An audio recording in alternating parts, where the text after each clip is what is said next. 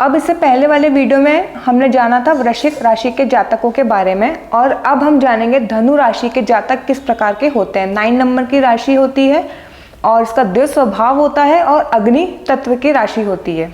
सबसे पहले बात, अगर जैसे धनु राशि की बात है, सबसे पहली बात होती है इनकी फ्रीडम। इनको स्वतंत्र रहना पसंद है, किसी के अधीन रहना पसंद नहीं है।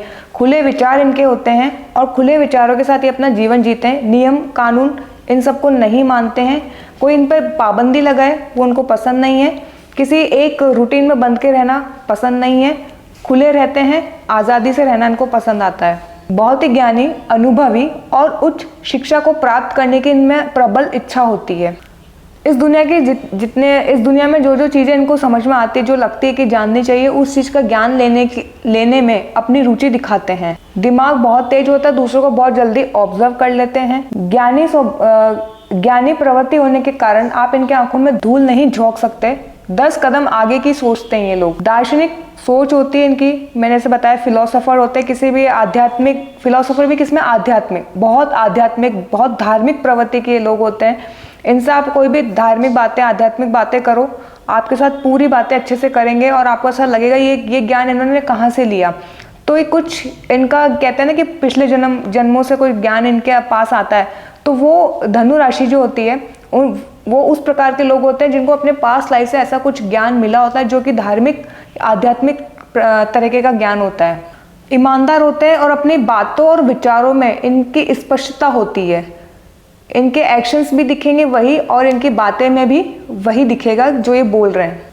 बातों को ज़्यादा मन में नहीं रखते हैं, खुले विचार के होते हैं, तो जो मन में आता है वो सामने रख देते हैं। इनका लक्ष्य बड़ा और विचार ऊंचे होते हैं एकदम। ये छोटा मोटा नहीं सोचते हैं तो बहुत अच्छे लेवल पे सोचते हैं। धार्मिक प्रवृत्ति के होते हैं, धर्म दर्शन करना, यात्राएं करना, धार्मिक स्थलों पर जाना, ये सब इनका स्वभाव होता है। और इस स्वभाव के चलते हुए ये बंधनों से मुक्त रहना पसंद करते हैं, बंधनों में बंधना पसंद नहीं करते। कोई उनको बंधन में अगर बांध के रखना चाहे तो ये रहना पसंद नहीं करेंगे। आध्यात्मिक प्रवृत्ति इनके अंदर बहुत प्रबल होती है। तो अगर ऐसे कोई जातक आपके घर में भी हों तो ज़्यादा उनको बंधनों में ना बांधे, उन्हें फ्री रखें। जितना वो फ्री रहेंगे उतना आपके साथ अच्छे से तालमेल बिठा लेंगे। अब इनके बात करते हैं अवगुणों की।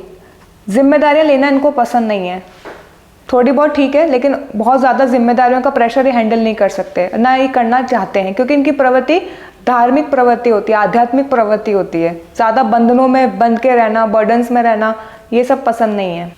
अब इस प्रकार के जो लोग होते हैं जो इतने आध्यात्मिक और थोड़े से इस प्रकार के, वो ज़्यादा इस मटेरियल चीज़ों में इतना ज़्यादा इंडल्ज नहीं होते, बहुत गहराई से इन चीज़ों को अपने दिल पे या अपने मन में नहीं बिठा के रखते हैं। और उसी प्रकार रिश्तों को भी बहुत गहराई से इतना महत्व नहीं देते हैं।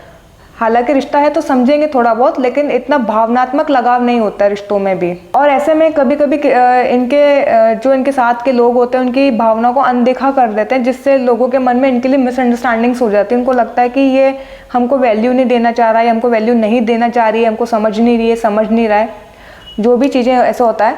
तो ऐसे जातकों को समझने का एक ही तरीका है, ये धार्मिक प्रवृत्ति के लोग हैं, इनको ज़्यादा प्रेशराइज करके नहीं रखना चाहिए, ज़्यादा नियमों में बांध के नहीं रखना चाहिए। कहीं ना कहीं इनके अंदर साधु की प्रवृत्ति होती है, जिससे ज़्यादा अटैचमेंट इनमें नहीं आता है, ना चीज़ों को लेकर और ना रिश्तों को लेकर।